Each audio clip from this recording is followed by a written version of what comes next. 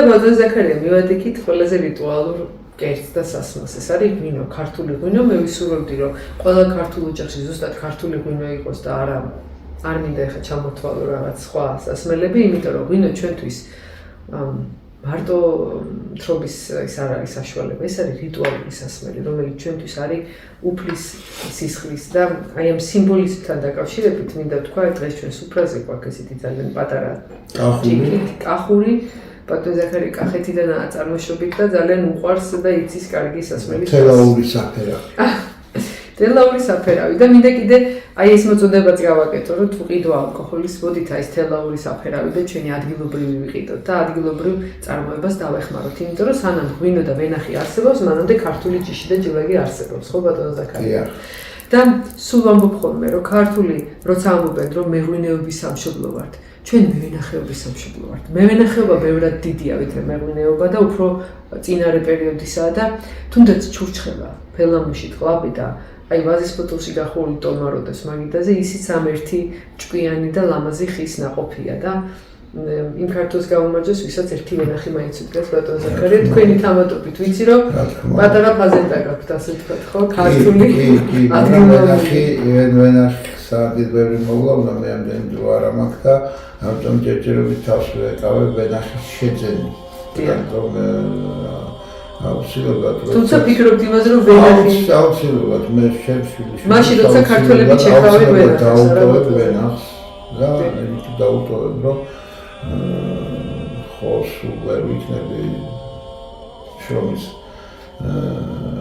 დაგარჯილობის ჩემი ძირითად პროფესიით როდესაც ადამიანმა უნდა იფიქროს სიბერეზეს და პაპობაზეს მოვისთვის და ამიტომ მინდა რომ ვფიქრობ ყოველ შემთხვევაში რომ როდესაც უფრო მეტი თავისუფალი დრო გამიჩნდება გადავსახლდე მე და ჯანსაღი ცხოვრება უკვე ქართულ მიწაზე საყვარელ რეგიონში, საგარეჯოში და სადაც ყველა პირობაში შევქმნი იმისთვის რომ ოჯახური პატარა მეურნეობა ვაჩვენო ჩემს შვილებს როგორ უნდა წარმოუდგეს და ჩემს შვილიშვილებს და რომელსაც დაერქვა მე პაპას ვენახი და შვილიშვილები გაუფრთხილდებიან. საინტერესო თემები გავაზრებთ. გაუფრთხილდებიან. ესე უნდა ფიქრობდეს მე მგონი ჩვენი ქართველების უმრავლესობა. მე ესე მგონია ესეთი ფიქრი მგონია სწორი ფიქრი. თუ ჩვენ მინდა რომ შთამომავლობას შევაყვაროთ ჩვენ სამშობლო, ჩვენ უნდა ვიცხოვროთ ისეთნაირად რომ ეს მოეწონოთ ბავშვებს.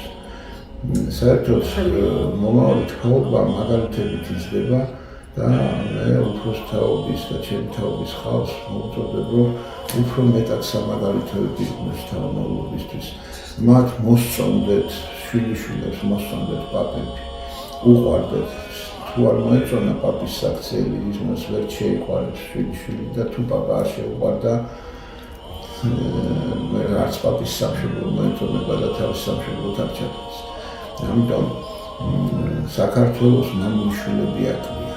მოსახლეობა გასაგებია რომ აკლია საქართველოს მცირდება ქართული მოსახლეობა, მაგრამ ქართული მოსახლეობის შემცირება იმდენად საგანგაშო არ არის, რამდენადაც ქართველ მამულიშვილთა სიმცირე. მამულიშვილობა აკლია მომავალ თაობას. გვარები არ აკლიათ, ძალიან კარგი გვარები აქვს ყველას, მაგრამ მამულიშვილური გამშვალვა აკლია მათ სულებს. ამიტომ მე ყველა პაპას ბებოს მოვუწოდებ რომ მეტი კონტაქტი იქონიონ თავიანთ შვილიშვილებთან. შვილიშვილებს მოაწონონ თავი. ოჯახური დღესასწაულია. ჩვენი ცხოვრება, ჩემო ძვირფასობა ჯერ არ დამთავრებულა, ჩვენ ყველა საპასუხისმგებლო პერიოდში შევდივართ ჩვენი ასაკით. 60 წელს გადაცილებული ხალხი, როდესაც ჩვენ უკვე უნდა ვიზრუნოთ იმისთვის, რომ ჩვენ შვილიშვილებს მოეწონოთ ჩვენი ცხოვრება, ჩვენმა შვილიშვილებმა დაგვაფასონ. ანა ისე დაგვაფასონ, რომ თავს გვევლებოდნენ და გინდა თუ არა, აბა იქ წაგიყვანო პაპა და არ სამოგიყვანო. არა, გინდასავთ, არა, ჩვენ როგორც ვიცხოვთ, ისე ვიცხოვთ, არ ჭირდება შვილიშვილების მოვლა უფროს თაობას. პირიქით, ჩვენი ჯანმრთელობა და ჩვენი ჯანი უნდა შემოგევლოთ თქვენ, ჩემი ძვირფასობა და ჩემი პატარები. ამიტომ იცხოვრეთ ბედნიერად, ახალგაზრდა თაობას მიმართავ, იცხოვრეთ თამამად, იმიტომ რომ თქვენ ძალიან კარგი პაპები და ბებიები ყავთ და უფრო მეც დაუკვირდით თქვენს უფროს თაობას, თქვენი მამების, თქვენი დედების მშობლებს უფრო მეტად დაუგდეთ ყური, მათ თქვენს გარდა სხვა არაფერი საკეთებელი არ აქვს. აი საინასად მივედით ღვინოდან და ღვინოა ზუსტად ის პროდუქტი, რომელი პროდუქტითაც ღირსება ითქმის ხოლმე ადამიანის და ქვეყნისას და ყველაზე პოზიტიური მომენტების. იმიტომ რომ ღვინო ქართველისთვის არ არის მხოლოდ სასმელი, არ არის მხოლოდ მუცელს ჩასასხმელი და მხოლოდ ალკოჰოლის შემცველი. ეს არის მთელი ფილოსოფია. ქართველმა კაცმა შეძლო რომ ღვინოს ფილოსოფიური განცდა მიანიჭა. ქართველმა კაცმა შეძლო რომ მოესმინა ღვინისთვის რას ელაპარაკება ღვინო მას და რა დასაჭირში იყო ვენახი მანამ ის ღვინოდ დადგებოდა. აქედან გამომდინარე მე ვენახებსაც მიმართ. ვინაიდან ქართველებისთვის ღვინო სასმელზე უფრო მეტია და ბევრად მეტი, ამიტომ ვენახებო. ვენახს საწამლავით გაფრთხილება არ შეშვენის. ვენახს მოვლით უნდა გაფრთხილება. მოუვარეთ. გაიხსენეთ თქვენი წინაპრები როგორ უბლიდნენ. გაიხსენეთ რომ ყველა ვენახში იდგათ 5-6 ძირი კაკალი და ისთვის იდგა ყურადღება დააყოლეთ ამას. კაკლის გარშემო არც ერთი მწერი არ ხარობს. კოღო არ ჩერდება კაკლის გარშემო. ამიტომ ის პარაზიტები, მწერი პარაზიტები, რომელიც ვენახს შემოსევია და ამისთვის ჩვენ საწამლოებს ვაყრით, ამას თავისუფლად სანახევროდ მაინც ვუვლიდა ვენახის გარშემო დარგული კაკლის ძირები. კაკალს დიდ დანიშნულება აქვს. და ამხელა ჰექტრობით და 10 ჰექტრობით ვენახები რო არის, ერთ სხვა კულტურას ვერ ნახავენ ვენახში. იქ ვენახის ატამი საერთოდ გაქრა ჩვენი, ეს არის უნიკალური ჯიში, ვენახის ატამს ვეძახდით, ჩვენ სახეთში ატამი, რომელიც პატარა და ყველაზე გემრიელ ნაყოფს ისხავს.